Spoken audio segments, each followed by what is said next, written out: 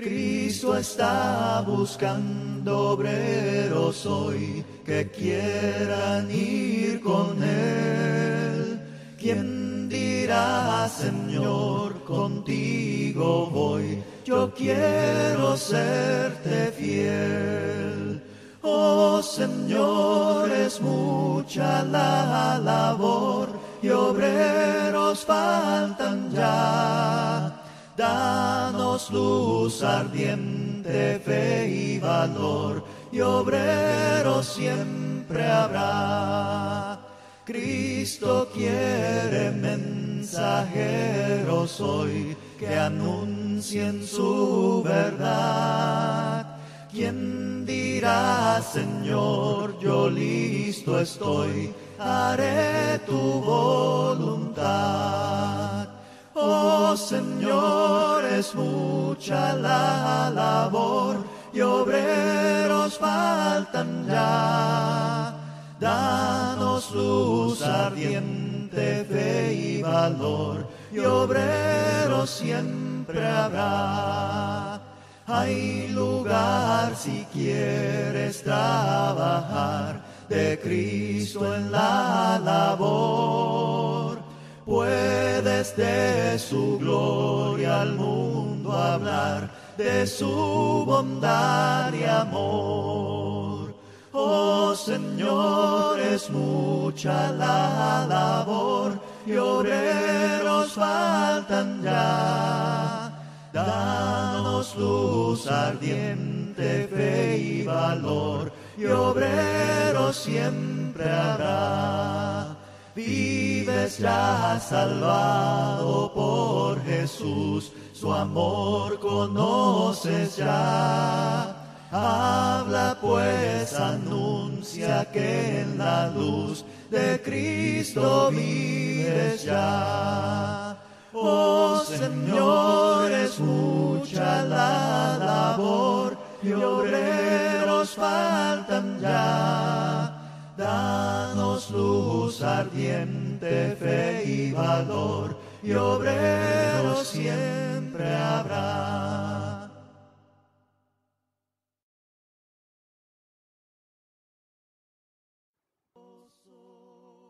Precioso Salvador, bello Señor, Emmanuel, Dios con nosotros, palabra viva, mi Jesús. Cristo, nombre glorioso, precioso Salvador, bello Señor, Emmanuel. Buenos días, Dios hermanos con y personas que nos escuchan palabra de todos lados. Bienvenidos a este seminario internacional online de apología. En esta primera ocasión vamos a estar hablando acerca de la ofrenda principalmente. El planeamiento es si hacerlo el domingo o el sábado. Aquí realmente estamos tratando de contestar la pregunta si hacerlo al estilo de cómo se hacía el sábado o al estilo cómo el Nuevo Testamento aborda el tema de la ofrenda. Bueno, debemos de saber algunas cuestiones relacionadas precisamente con esto, ¿verdad? Las ofrendas estaban relacionadas directamente con los sacrificios en el Antiguo Testamento, así como la revelación era el medio que Dios utilizó para acercarse a su pueblo. El sacrificio era el medio por el cual el pueblo podía acercarse a Dios. Fíjense ustedes cómo podemos pensar que se originó la idea del sacrificio. Y bueno, desde el Génesis capítulo 4 podemos ver cómo se remontan, ¿verdad?, esos sacrificios en en el seno de la raza humana, precisamente con Caín y Abel, quienes dieron ofrendas a Dios. Sin embargo, propiamente lo que se conoce como el sistema de sacrificios fue instituido por Dios para ligar a la nación de Israel con él mismo. Fue un mandamiento que Dios le dio solamente al pueblo de Israel. La misma Biblia en el Salmo 146 nos dice que Él ha hecho pacto solamente con Israel, que no lo ha hecho así con ninguna otra nación. Así que el sistema de ofrendas estaba basado en sacrificios y solamente había sido dado por Dios para el pueblo de Israel. Había diferentes clases de animales que se ofrecían. Había desde ganado vacuno, eh, becerros o bueyes. Había ovejas, corderos y había también machos cabríos. Pero también las clases de animales que se ofrecían eran tórtolas o palominos. Según lo que leemos en la ley es que eran animales limpios, domésticos, y podían ser machos o hembras, según el tipo de sacrificio estipulado. Ahora, ¿cómo se ofrecían los sacrificios? Bueno, la persona que ofrendaba, especialmente llevaba esta ofrenda al Señor, él personalmente llevaría el animal a la puerta del tabernáculo, donde estaba el altar del holocausto. Luego el oferente ponía las manos sobre el animal para indicar que era su sustituto. Se degollaba como señal de la justa paga de sus pecados. Así el sacerdote derramaba la sangre sobre el altar.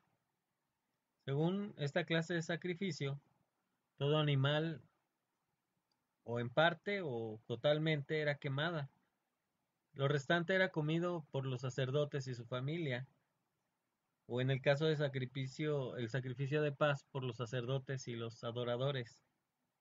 Había cuando menos 5 clases de ofrendas, 5 clases de ofrendas, en los cuales denotaban lo primero el holocausto, que significaba lo que sube al altar, o bien lo que sube al cielo en forma de humo.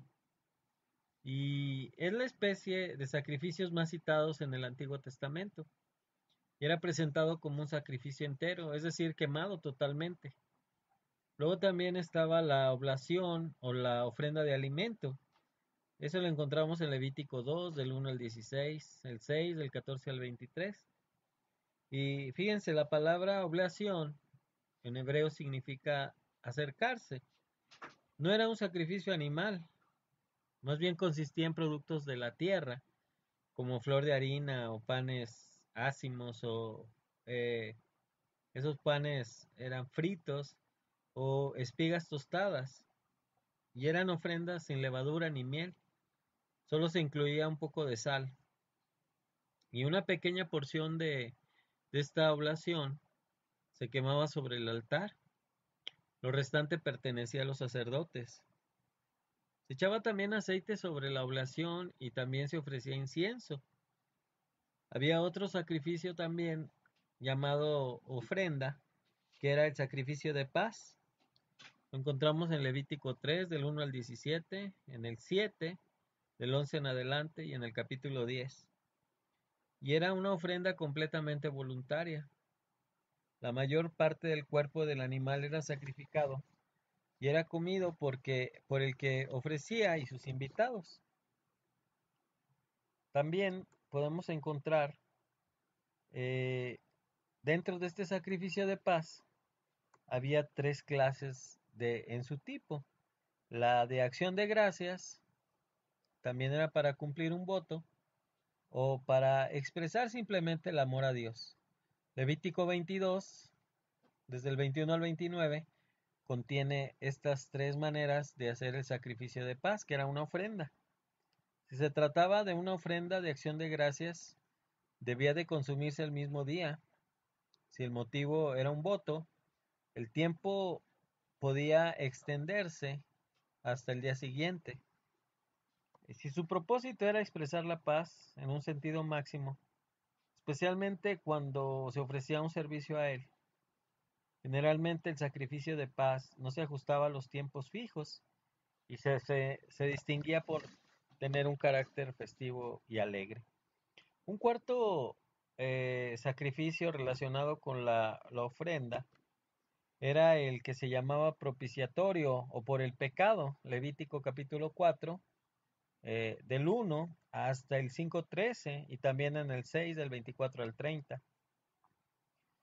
Este tipo de ofrenda se desempeñaba bajo la función más importante, pues era la expiación de todos los pecados de Israel. Se combinaba con el holocausto, eh, pero tenía un propio significado. La parte más importante de este rito era la ceremonia propiciatoria con la sangre, con la cual eran ungidos los cuernos del altar y, según lo que leemos en Levítico, rociado 7 veces el velo del tabernáculo o del templo. Finalmente había un quinto sacrificio de ofrenda, y este era por culpa o por diversas transgresiones. Estaba en Levítico 5:14, 6:7 y en el capítulo 7 del 1 al 7. Estaba tan relacionado con el sacrificio por el pecado que muchas veces no se distinguían claramente entre sí. Según la distinción más común, el sacrificio por el pecado se presentaba como el más cometido por ignorancia, mientras que el sacrificio por la culpa correspondía a una falta cometida, pues sabiendo lo que estaba pasando, tales como descuido del diezmo o robo o algún otro delito. Así el sistema de sacrificios no quitaba el pecado realmente. Es lo que leemos en Hebreos capítulo 10, versículo 4. Dice ahí que la sangre de los toros y de los machos cabríos no pueden quitar los pecados. Sin embargo, los sacrificios tenían valor porque eran como una promesa escrita de que Dios mismo estaba proveyendo el medio para perdón de los pecados. Tenía un valor simbólico. Desde luego leemos que hasta que Jesús viniera y se ofreciera en el verdadero sacrificio, Él es la ofrenda verdadera, por decirlo así. Al poner su fe en Dios y en su provisión, se simbolizaba por los sacrificios y el creyente era considerado justo. Así el propósito del holocausto era permitir que la persona hiciera expiación. No removía la presencia del pecado, es importante notar esto, pero hacía posible la comunión con Dios, un Dios santo, que era necesario purificarse delante de él. Así que la ofrenda de holocausto anticipaba el sacrificio de Jesucristo, como lo dijo Juan, el verdadero Cordero de Dios que quita el pecado del mundo. Así, hermanos, el sistema de sacrificios prepara por otro lado la mente de los hebreos para entender claramente las ideas de expiación y de redención. La regla para la purificación del pecado, a consecuencia de la impureza ritual o la violación de un voto, no estaba vinculada a las condiciones económicas del individuo. Es importante notar esto. De ahí que la ley hiciera provisión para el pobre.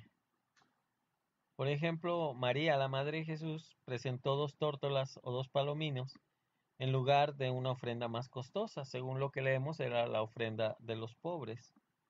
Además, se ofrecían muchos otros sacrificios, tanto nacionales como locales.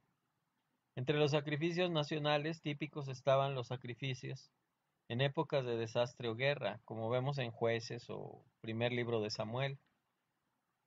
Lo que notamos, hermanos, aquí es, sin lugar a dudas, qué era el sistema de sacrificios y ofrendas en el Antiguo Testamento. Como decíamos, son 5. Hay diferentes elementos que se involucran ahí, tienen diferentes propósitos, pero fíjense, todos ellos están enfocados hacia Cristo. Es decir, cada uno de ellos tipifica el sacrificio del Señor. Entonces, todas estas ofrendas que se hicieron en el Antiguo Testamento, la gran mayoría de ellas se ofrecía el sábado. Es algo completamente diferente a lo que en el primer día de la semana podemos ver en desde luego en el Nuevo Testamento. Ahora, no quisiera abundar mucho en el debate si hacerlo el, el sábado o el domingo.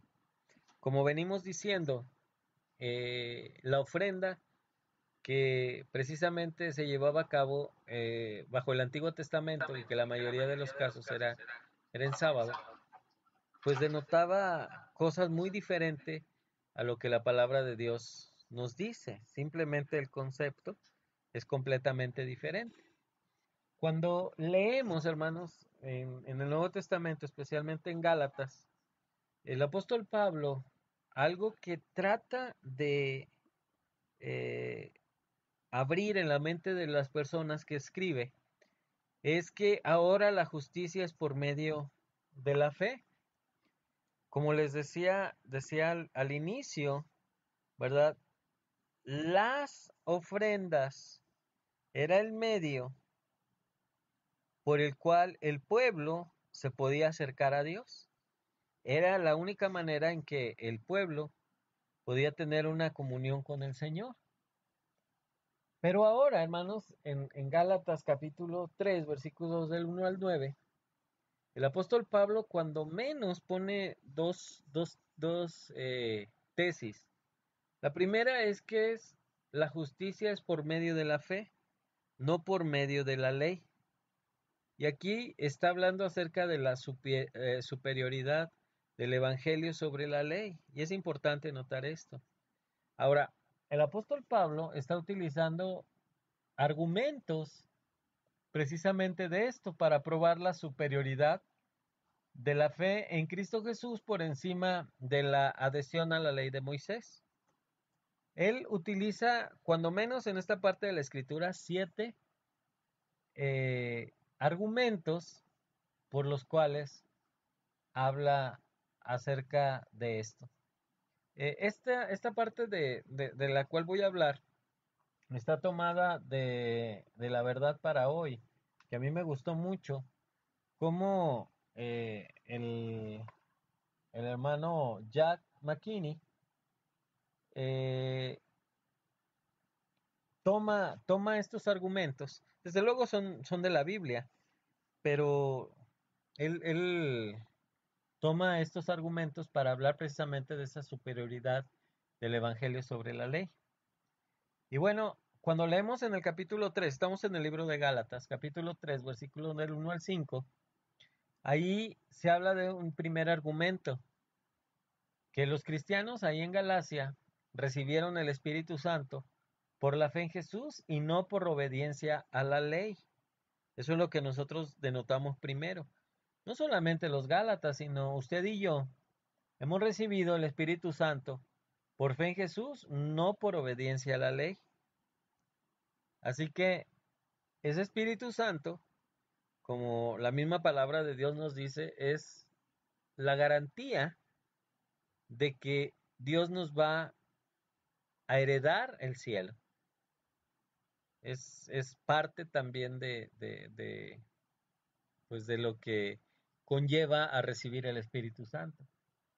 Luego, cuando leemos más adelante en el versículo del 6 al 9, perdón, en este segundo argumento, Abraham, según lo que dice ahí, fue declarado justo por su fe, no por guardar la ley.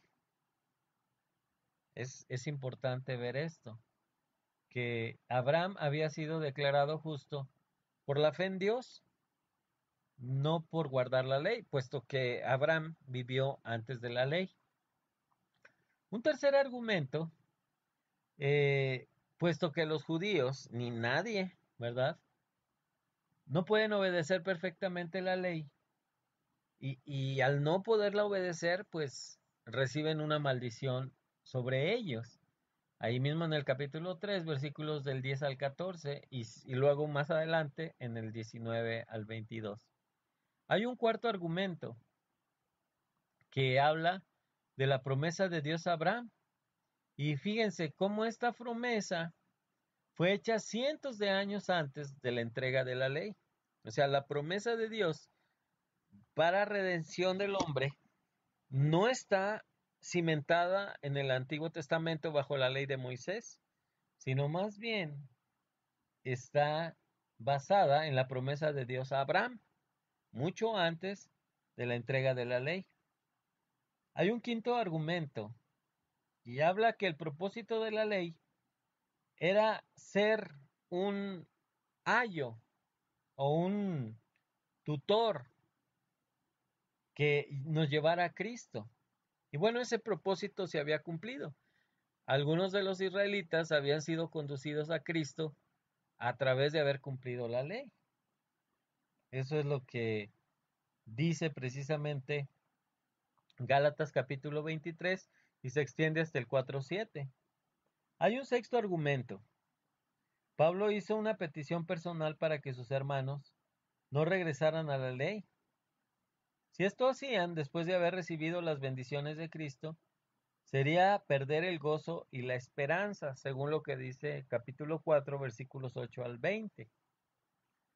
El argumento séptimo dice que Pablo presentó la alegoría de Agar y Sara, que obviamente representaban los dos pactos, la libertad en Cristo, representada por Sara, que es mucho mejor que la servidumbre de la ley, representada por la esclava de Sara, Agar, desde el capítulo 4 hasta el versículo 21 al 31.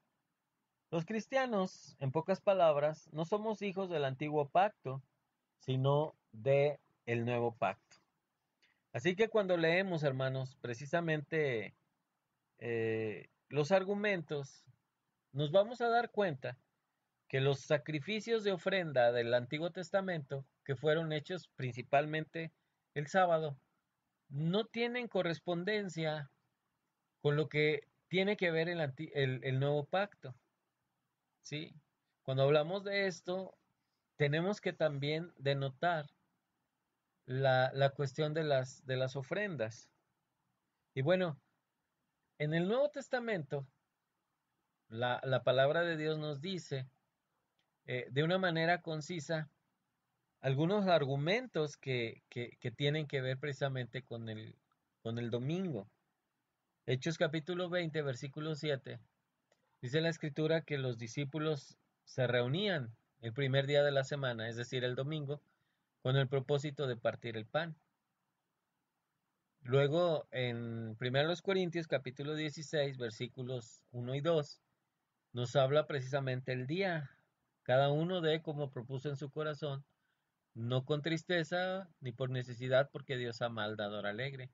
Cada primer día de la semana, cada uno de vosotros ponga aparte algo, según haya prosperado. Cuando nosotros vemos el concepto de la ofrenda en el Nuevo Testamento, y precisamente el domingo, desde luego no tiene la connotación del antiguo pacto, que propiamente era un sacrificio para acercarse a Dios. Más bien, los conceptos que se manejan en cuanto a la ofrenda del domingo son muy diferentes a los del sábado. Tiene que ver más bien con el agradecimiento, tiene más bien que ver con el gozo de poder ofrecer para el Señor. Nosotros sabemos, hermanos, que la ofrenda principalmente está enfocada hacia los santos que tienen necesidad de ella. En el antiguo pacto no fue así. En el antiguo pacto propiamente eran los sacerdotes los que se valían de las ofrendas para su manutención. Son conceptos completamente diferentes, conceptos completamente distintos, diferentes propósitos, diferentes días. Sería hasta un cierto punto necio tratar de ver alguna similitud entre una cosa y otra. Las ofrendas bajo el Antiguo Testamento tenían otro propósito había otros elementos que se tenían que considerar, desde luego, y finalmente cumplían un propósito que no es implícito para el Nuevo Testamento. Las 5 ofrendas que encontramos ahí, más bien, como dice el libro de los Hebreos, tiene una connotación directa con Jesucristo.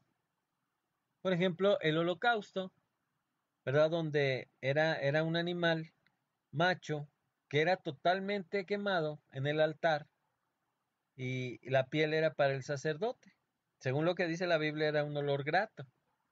Entonces ahí habla de cómo Dios es glorificado. En el Evangelio de Juan y el Salmo 40 nos habla un poco acerca de esto. El segundo ofrenda era una ofrenda vegetal que se constituía de flor de harina, aceite, incienso. No contenía levadura ni miel. Era simplemente sazonada con sal en el horno, sartén o cazuela. Nuevamente hablamos de un olor grato. Y ese habla acerca del hombre perfecto, que es el Señor Jesucristo. Podemos hablar de la tercera, que es acerca de la ofrenda de paz. Y es precisamente la comunión que Dios nos ha traído por medio del sacrificio de Cristo. Ahí encontramos que era un macho o hembra, la sangre, la grosura y los riñones para Dios, el pecho y la espalda para los sacerdotes. Nuevamente, olor grato. Después venía una ofrenda por el pecado, que era constituida de sangre y grosura del becerro sobre el altar. El resto del animal era quemado fuera del campamento. Y habla del juicio del pecado. Finalmente, en la quinta, que es la expiación y el perdón, es una ofrenda por la culpa. Nuevamente, la sangre y la grosura del carnero sobre el altar era importante. Y ahí era compensada con la quinta parte adicionada. Así que las 5 ofrendas, en un breve resumen, representaban ciertos tipos y figuras de la persona y la obra de nuestro Señor Jesucristo, el verdadero Cordero de Dios que quita el pecado del mundo. Las mismas nos ofrecen de manera un panorama completo de Cristo y su sacrificio en la cruz del Calvario. Son como, por decirlo así, espejos dispuestos alrededor del Señor y de su cruz, de manera de que cada uno de ellos refleja el punto de vista particular en relación a su persona y desde luego a su maravillosa obra. Así que el holocausto, la ofrenda vegetal, la ofrenda de paz, la ofrenda por el pecado y la ofrenda por la culpa son figuras de nuestro Señor Jesucristo. Como hemos hablado acerca de la superioridad del Señor, podemos encontrar entonces acerca de lo que significan precisamente estas ofrendas ofrendas muy diferentes a la ofrenda del Nuevo Testamento. Deberíamos observarla desde luego bajo el domingo. La Biblia nos dice que en Gálatas que nadie nos juzgue precisamente en los días. Son los días que Dios ha dejado bien establecidos en su palabra. Esos días que corresponden a cuando nosotros tenemos que adorar al Señor. Todos los cristianos sabemos que cuando menos a través de la ofrenda podemos adorar a Dios. Y es un punto, todos coincidimos en eso, que es un punto de adoración. Y tenemos que hacerlo desde luego de una manera correcta. La ofrenda en el Nuevo Testamento eh, nos ofrece muchas bendiciones y son elementos que nosotros tendríamos que ver. Eh, la Biblia no nos manda propiamente eh, dar como diezmos. No me voy a meter en el tema de los diezmos porque no corresponde en esta hora, sino hablando precisamente de lo que es la ofrenda. Y precisamente hay instrucciones de Dios para ofrendar bajo el Nuevo Testamento. El día, como ya lo decíamos en 1 Corintios capítulo 16, es el domingo.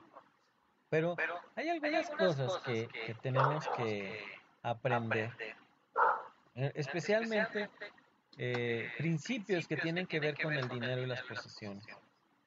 Cuando uno ofrenda, debe de entender, fíjese cómo el concepto es completamente diferente del antiguo pacto y del día sábado. En el Nuevo Testamento debemos entender que Dios es el dueño de todas las cosas y que todas las cosas que tenemos vienen de Dios. Nosotros y todo lo que tenemos le pertenecen a Él. La Biblia dice que solamente somos administradores de Dios. Un administrador es uno que maneja el dinero o las propiedades que pertenecen a otra persona. Así que como administradores de Dios somos responsables ante Él por la forma en que manejamos lo que Él nos ha encargado. Podemos saber que debemos de ser buenos administradores, especialmente en el asunto de ofrendar. Y podemos hacer un contraste, tomar algunos conceptos relacionados en el Antiguo Testamento respecto al ofrendar. Dice la Biblia que cuando Dios sacó a su pueblo de la esclavitud de Egipto, lo trajo a Canaán, a una tierra rica y fértil. De todo lo que cosechaban en esta buena tierra, Dios pedía que le dieran una parte, especialmente la décima, que se llamaba diezmo. Y el diezmo, bueno, pues sabemos que es la décima parte. El propósito del diezmo en esta parte de la escritura es recordar a la gente que todas las cosas son propiedad de Dios y enseñarles a poner a Dios en primer lugar en sus vidas. Dice Levítico 27:30. Y el diezmo de la tierra, así de la simiente de la tierra como del fruto de los árboles, de Jehová es cosa dedicada a Dios. Y así, si nos vamos precisamente por la escritura, en el Antiguo Testamento enfocaba precisamente parte de que Dios era el dueño de todo. Cuando nuestro Señor Jesucristo habla en respecto al ofrendar, encontramos algunos conceptos importantes de dar. Lucas 6:38 dice, den y se les dará. Medida buena, apretada, remecida y rebosando, darán en vuestro regazo. Eso habla, hermanos, que cuando Dios da, Él da abundantemente y es muy generoso. Así que uno de los conceptos que hay para nosotros es la generosidad. Así que hay algunos principios importantes. La palabra de Dios, en 2 Corintios 8:5, dice que debemos entregarnos a nosotros mismos. Antes, como el Antiguo Testamento se hacía, entregar un animal, primeramente debemos entregarnos a nosotros mismos. Nosotros somos, por decir así, la ofrenda a Dios. La primera ofrenda que Dios quiere de nosotros somos nosotros mismos.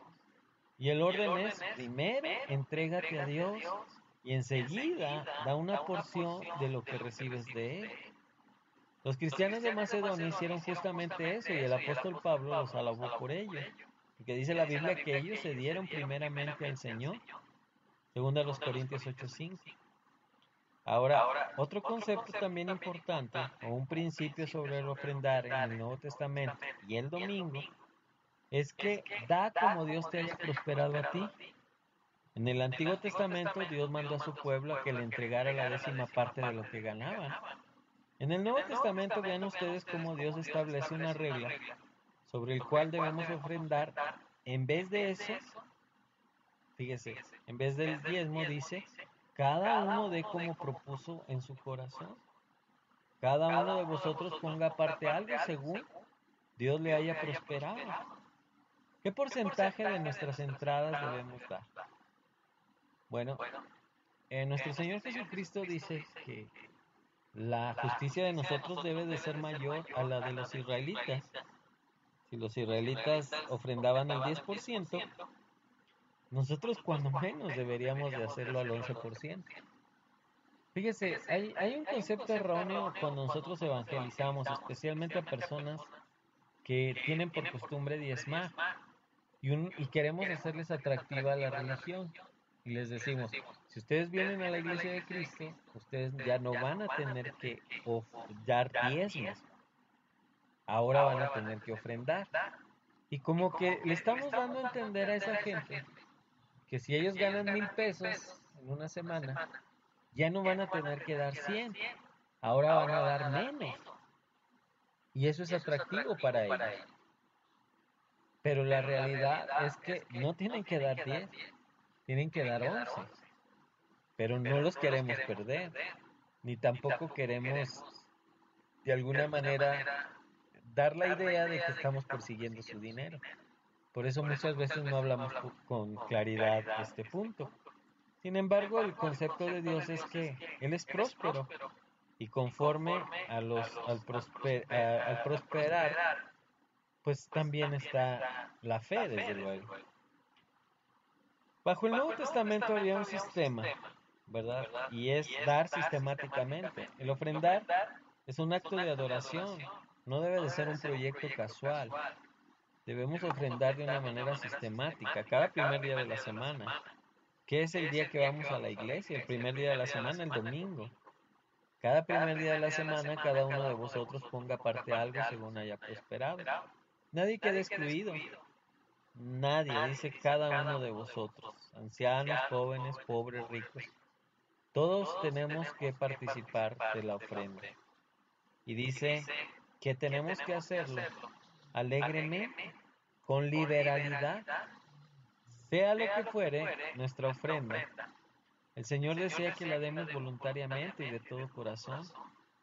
No quiere que lo hagamos con tristeza o que lo impongamos como tengo que hacerlo. Dice 2 Corintios 9:7, cada uno dé como propuso en su corazón, no con tristeza ni por necesidad, porque Dios ama al dador alegre.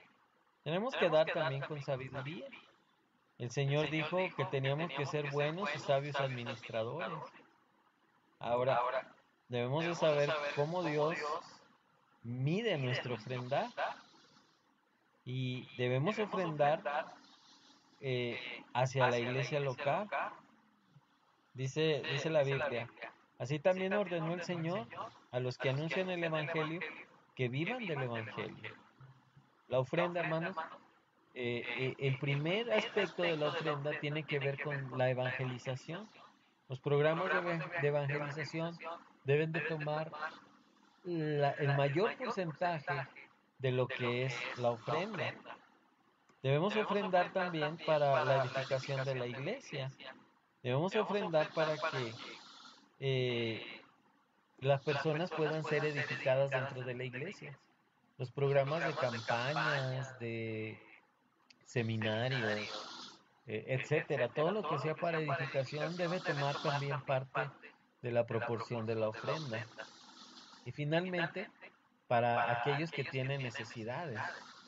Pero hermanos, una necesidad no es pagar la factura o la letra de la televisión.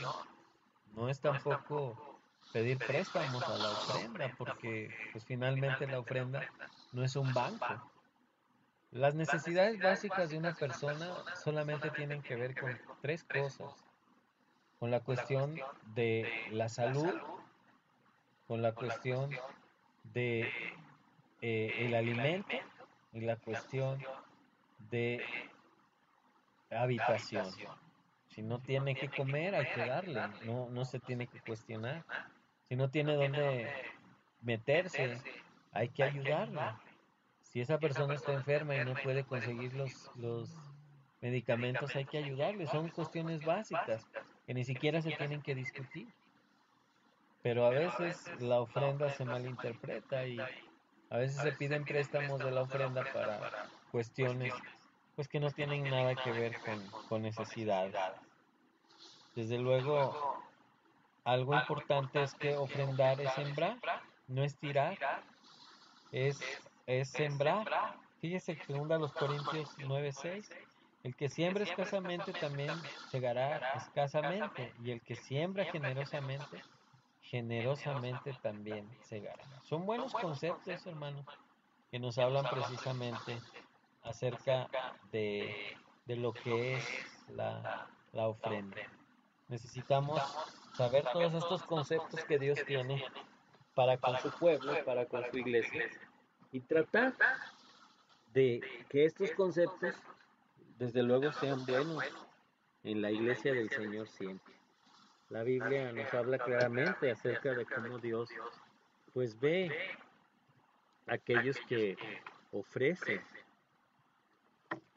precisamente la ofrenda dentro de su ministerio, dentro de su devoción a Dios, dentro de su adoración hacia Él.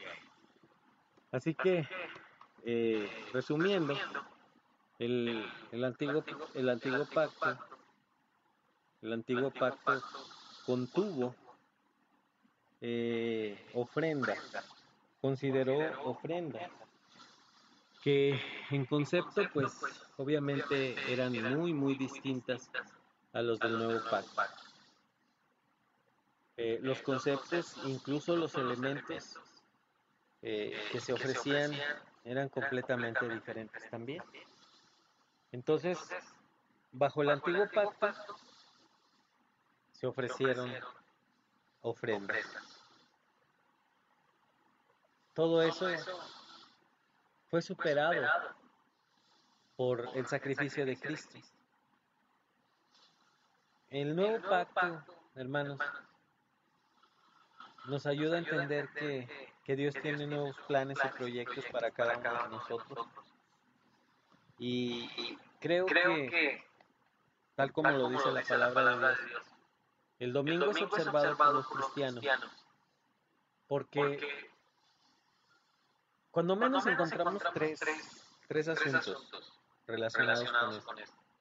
El primero es que fue precisamente el primer día cuando Dios empezó la creación del mundo. En segundo lugar, fue un primer día de la semana cuando nuestro Señor Jesucristo resucitó. Y después fue también un primer día de la semana cuando fue establecida la iglesia, en el día del Pentecostés.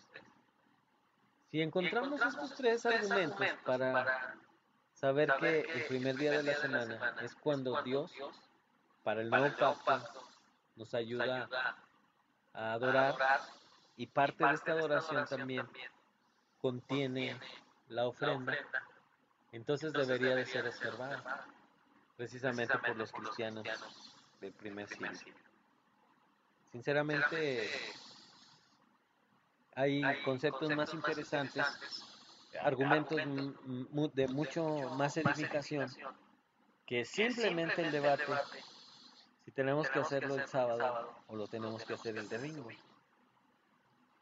Como les hablamos acerca de los argumentos del Antiguo y Nuevo Testamento, encontramos definitivamente que para los cristianos el domingo es el día que tenemos que ofrendar. Bueno, espero que este sencillo estudio pueda ayudarnos a... Yo estoy seguro que esto no está enfocado hacia los cristianos, ¿verdad? Este tiempo, sino más bien creo que son argumentos que se pueden utilizar para hablarle a las personas que principalmente tienen el concepto del sábado, sabatistas o del séptimo día, que aún todavía tienen esa idea de la adoración el sábado. Bueno, pues son argumentos que nosotros podemos tener y finalmente, como dice el apóstol Pedro, ¿verdad? Que nosotros podamos estar siempre listos para presentar defensa de aquellos que demanden la razón de nuestra fe, ¿verdad? y hacerlo, hermanos, de una manera preparada. Gracias por estar temprano con nosotros y desde luego escuchar el mensaje de Dios para este día. Así pues, continuamos con el seminario, este seminario de apologética online en este seminario internacional. Como siempre, les agradecemos su atención, les agradecemos ese tiempo que ustedes pasan para escuchar. Y agradezco a los hermanos que tienen confianza en nosotros para que presentemos la palabra del Señor de esta manera. Dios les bendiga, hermanos, y vamos a continuar adelante y el Señor esté con cada uno de ustedes. Mi corazón te desea adorarte, mi Señor. Fuerza y escudo eres para mí, mi espíritu se rinde a ti. Mi corazón te desea y anhela adorarte, mi Señor. Vales más que el oro, plata, tú me puedes satisfacer. Mi corazón te desea y anhela adorarte, mi Señor. Fuerza y escudo eres para mí, mi espíritu se rinde a ti. Mi corazón te desea y anhela adorarte, mi Señor. Canta alabanzas al Señor, alabanzas al Señor. Canta alabanzas al Señor. Canta alabanzas, aleluya. Canta alabanzas al Señor, alabanzas al Señor. Vino a salvarnos el Señor, vino a salvarnos el Señor. Vino a salvarnos el Señor. Vino a salvarnos, aleluya. Vino a salvarnos el Señor, vino a salvarnos el Señor. Crucificado fue el Señor, crucificado fue el Señor, crucificado fue el Señor.